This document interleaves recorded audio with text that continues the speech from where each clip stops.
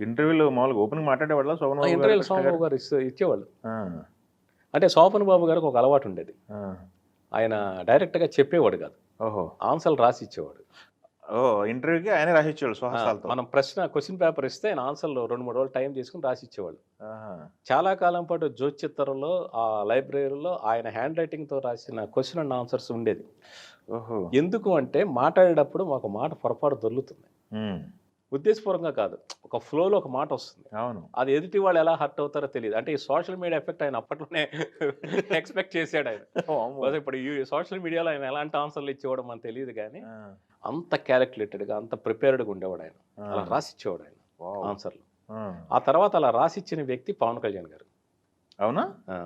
అంటే interview ఇంటర్వ్యూలకి answer చేయకపోవడం కాదు. ఆ! ఒకసారి చిరంజీవి గారి బర్త్‌డేకి ఏదన్నా డిఫరెంట్‌గా చేద్దామని, చిరంజీవి గారి గురించి నాగబాబు గారి బాండింగ్, పవన్ కళ్యాణ్ గారి బాండింగ్ ఈ 2 ఏద్దామని డిసైడ్ అయ్యాం. హ్మ్.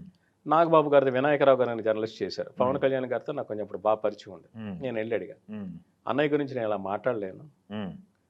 నేను రాసిస్తాను" అవునా? అని 3, 4 రోజులు టైం తీసుకొని ఆయన హ్యాండ్ రైటింగ్‌తో రాసిచ్చారు. చిరంజీవి గారి మీద ఆయనకున్న ఆ! ఆ ఎఫెక్షను, బాండింగు అంతా కూడా. ఓహ్! సో, అలా రాసిచ్చిన హీరోలు ఈళ్ళిద్దరే. ఆ! ఓకే.